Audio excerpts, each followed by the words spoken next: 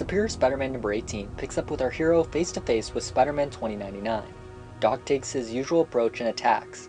The two battle and Doc is surprised when he fails to do any real damage. Spider-Man 2099 says that he has superior armor and that Doc is low-tech. Doc takes this as an unforgivable insult and recklessly throws a car. In the chaos, Normie Osborn is almost killed before Miguel saves him. Realizing the imminent danger his ancestor is in, Miguel grabs Ty Stone and simply runs away. From the far future, Tyler Stone tells Spider-Man 2099 that the time stream is stabilizing because Tiberius Stone is safe. Meanwhile, the Superior Spider-Man hunts for his prey.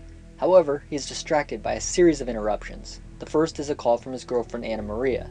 Green Goblin is also posing as Hobgoblin and attacking Manhattan. Horizon Labs is still being taken over by Alchem, and Doc goes there so he can remove his research. Spider-Man 2099 continues to contact the future and learn more about his current situation. It turns out that the Horizon Labs building will be destroyed today. Miguel decides that he must go there to stop this from occurring. At Horizon, the scientists come up with a reckless plan to stop the takeover. Grady uses the Time Door to go back in time and find evidence of Ty Stone's crimes. Knowing the future, Spider-Man 2099 shows up to stop the destruction and subsequent death of everyone at Horizon. However, the Superior Spider-Man also shows up and punches him in the face. Well, the destruction of Horizon Labs is imminent. Obviously, Superior Spider-Man's got to work together with Spider-Man 2099. The two of them got to, stop all this. Hopefully, at least. Do you think he'll actually succeed? I think it's very likely that Horizon Labs is going to get blown up, and with that would be the time-traveling machine. Yeah, I could definitely see that happening, and we already know from Ends of the Earth that Horizon has their boat, which their scientists can also work on, so that way Horizon Labs could continue as an organization, but the building would be gone. Which would then leave the question, is Spider-Man 2099 going to be sticking around for a while? I hope he'll go back, because I don't think we need more people out of time in the present Marvel Universe. There's just been too much of that lately. His presence would definitely throw another wrench into Doc Ock's plans, because he had interactions with Peter before, and Doc clearly does not remember him. Yeah, that becomes abundantly clear in the fight they have at the beginning of this issue, which was actually kind of interesting. I really liked how they both kind of popped their claws at the beginning and started scratching at each other. But Doc, he's low tech. That was a great line, and I just love how Doc loses it. Just by that's the biggest insult to him, being called low tech. I know he's called low tech, and then his reaction is to pick up a car to throw at him.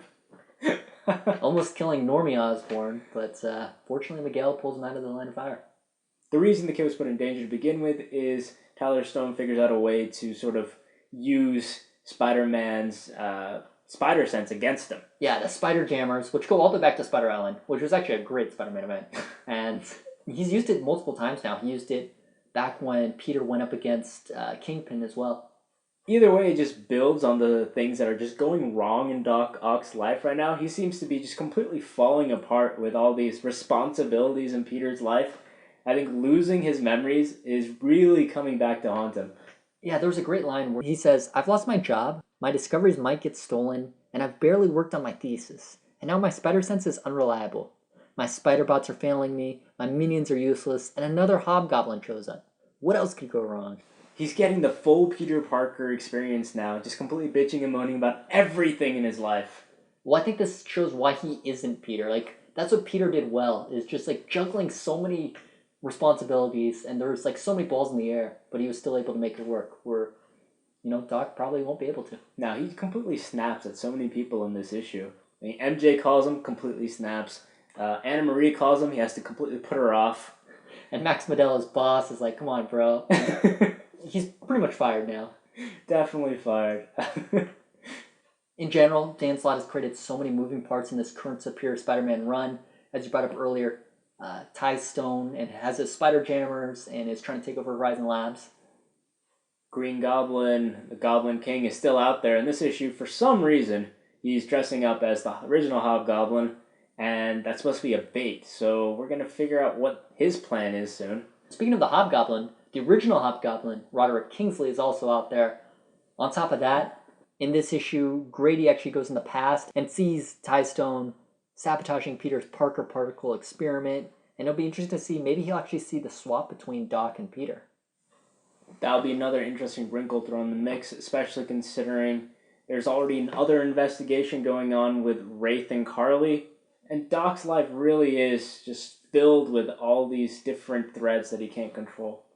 Horizon is also under a hostile takeover from Alchem. And, Normie Osborn has recently showed up as well. There's just so many moving parts, and it'll be interesting to see what happens. But as a grade for this issue, what would you give it? I'm going to give this issue of Superior Spider-Man a 3.5 out of 5. I'm kind of tired of Slott teasing us with the Goblin King, but I'm going to remain optimistic that he can pull everything together for a great story.